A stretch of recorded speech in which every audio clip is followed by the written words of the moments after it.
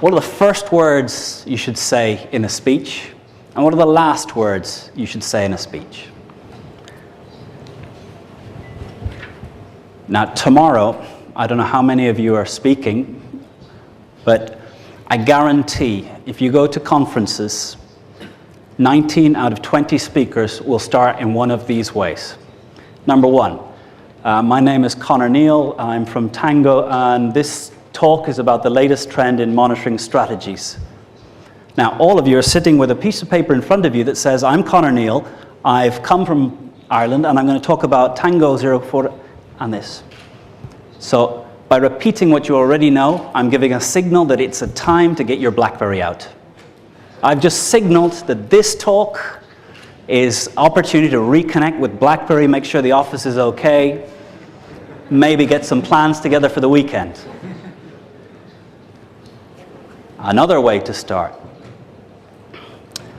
The lights, the mic's working. How much time have I got? Okay, right. Okay, is it plugged in? And you laugh, but I guarantee tomorrow there's going to be some moments that get a little bit of that. And why? Because this is, for some of you, the first time you see this individual. They're here as a leader in their industry. And your kid at school presenting on giraffes does a better job. That's sad. So I think there's only 3 ways of starting a speech. And it's the same if you went into a bar and there's a group of people, it's a networking event, much like you were at before you walked into this room. And maybe I came up to a group, there's a group of 3 people who are having a little conversation. I walk in and I say, hi, I'm Conor, I'm Irish, 38 years old. I have an interest in sailing, I like running. And they've walked away. So how do you get people to engage with you when you're networking?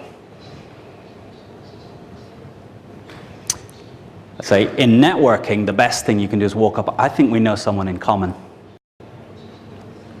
Try and walk away when someone comes up and says that to you. Hopefully you've done your research so you do know that you know someone in common, but with LinkedIn, you can find out who knows who on anyone you want. So, how to start a speech? First way, with a question that matters to the audience. How do you phrase a problem that the audience faces in a question? So that'd be the 3rd best way of starting a speech. The 2nd best way of starting a speech is with a factoid that shocks. There's more people alive today than have ever died. There's more people alive today than have ever died.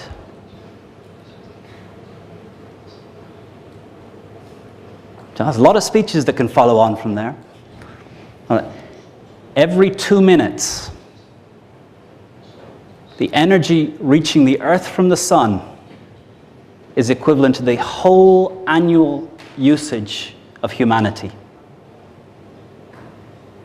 All the energy, all the cars, everything moving, all the lighting, all the air conditioning of the world in 1 year is equivalent to 2 minutes of sun. Does that change how you think about energy? So, what's a fact that shocks the audience into rethinking?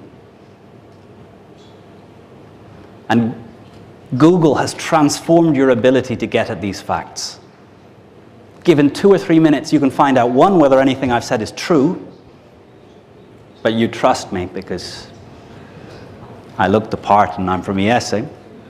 Those are, in fact, 2 true facts. I usually get someone come up to me at the end, are you sure? How do they measure dead and alive? But it's true. And it's not even close. But the best way to start a speech, and the way that I hope all of you use from now forward is the same way we start a story to a child. Now, how do we start a story to a child? Érase una vez. Once upon a time. And what happens when you say once upon a time? I can tell you what happens when I say once upon a time. My daughter leans forward, gets ready to hear, engages. And we were all trained as kids to know when a story's coming. We also know when a teacher is about to deliver a 40-minute boring lecture that has no impact on our lives. But in business, you don't hear Jack Welch saying once upon a time. Steve Jobs doesn't start his speeches once upon a time. So there's a grown-up way of saying once upon a time.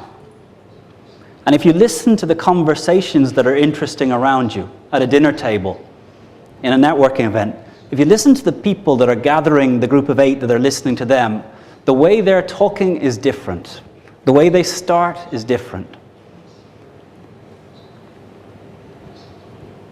The way you tell stories as an adult is, in October, it was the last time I was in this room. There were 120 people in the room, and I was having a little conversation with one of the world experts on public speaking.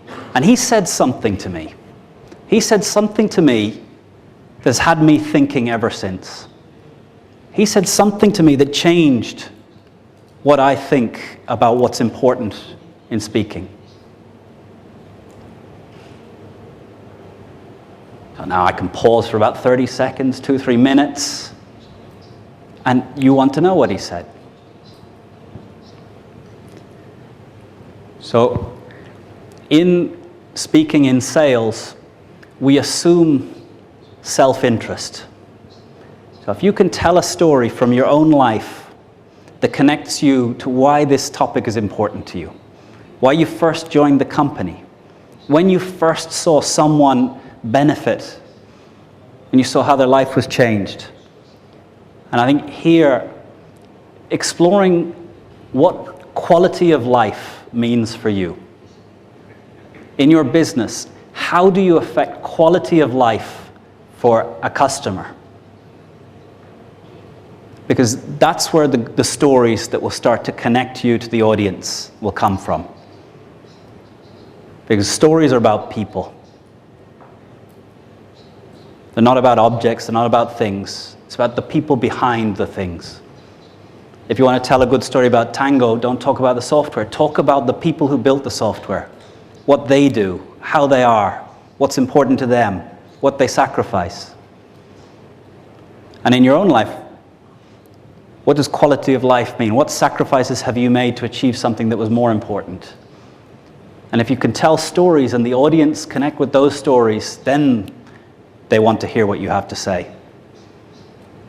And all the reasons and all the benefits, they're all written in the document and in the PowerPoint. But they need to trust you. And they need to care about you as a person to engage with you and then decide that they will act.